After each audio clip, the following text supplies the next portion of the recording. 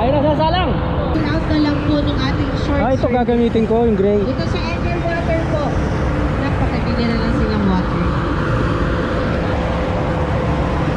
Number 1, Honda! Yun ba? Ayun. Sumenyas na si, ano,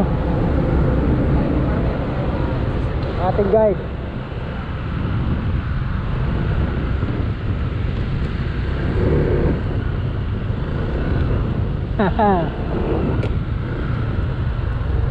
Ayun guys, no, tingnan nyo yung tuhod ko, halos agad na dito sa ano. So, yun lang, sa medyo mahaba ang bias, medyo mag-a-adjust kayo ng upo. Yun yung una kong na ano, no. Yun.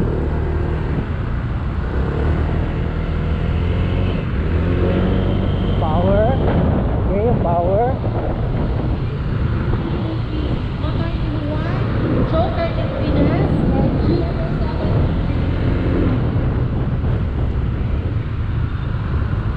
Yan. Smooth naman siya guys na gamitin, ano. Although kahit na pareho siya ng makina nung ano, nung ADB 160, pero mas smooth ito gamitin.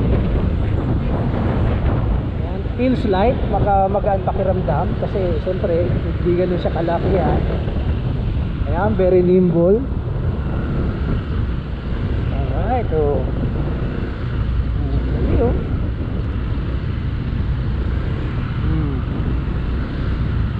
Oh, may sumabit ah.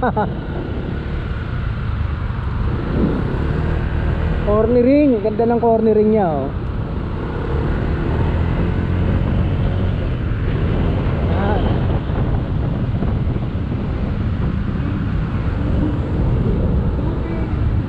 Alright, sa akyatin.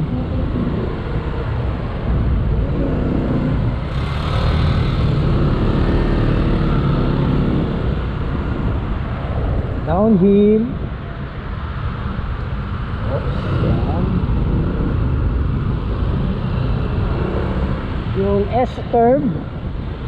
Ay, mga banking oh. Oh, sarap yung banking. Alright.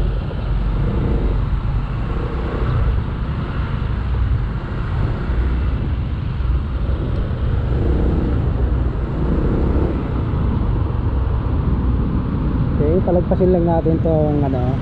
So dito tayo sa mahabang stretch. Yan. Tig-tig isa po, kadali. Sir, dito po. Yung isa dito. Okay guys, braking next. Alright. So before po doon, pagdulo ay nakahinto na po dapat kayo. Balik na lang po kayo dito. Alright. Sige po. Next, the brake. Forward. At least 40 ang speed guys.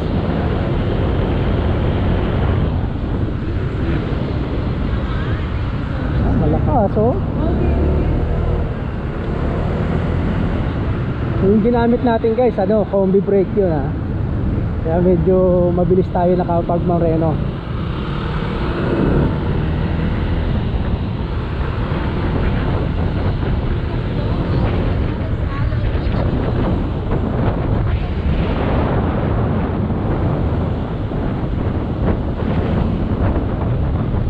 Nakita kayo yan, mga 15, 16, yan siguro guys yung pinaka parang speed limit natin pagka mag-iikot tayo. Ito pa rin tayo.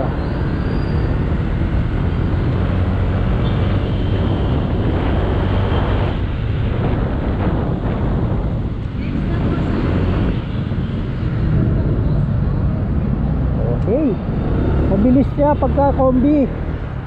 Mas malakas ang preno niya.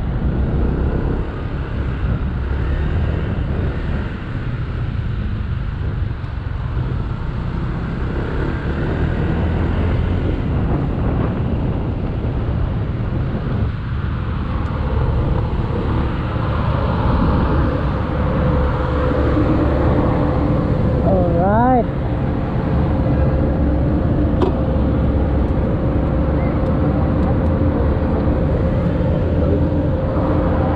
Yan yung ano niya, no? Parang ISS, idle stop system. May basura pa. Alright.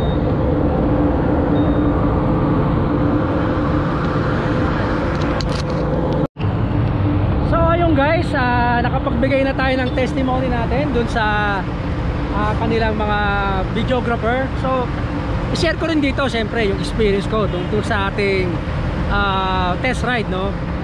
So yun na nga, I find na yung motor siyempre masarap dalhin, magaan. Hindi siya kasing laki siyempre katulad ng ating motor na Honda ADV.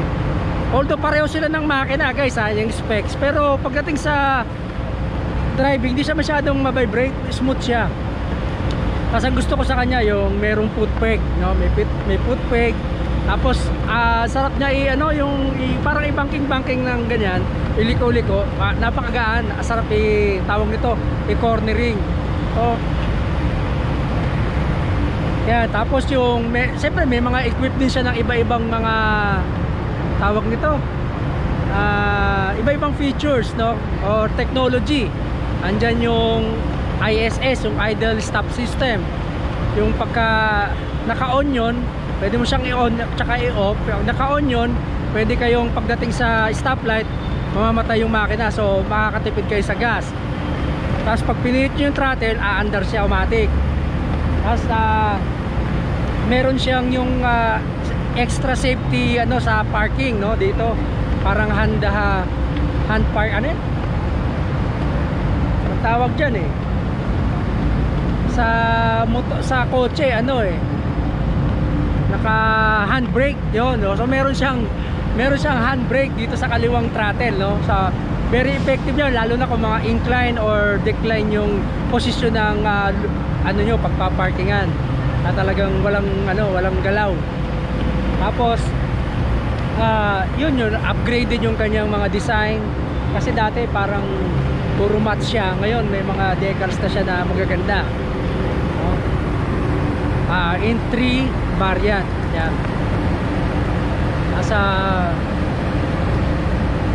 So yun guys.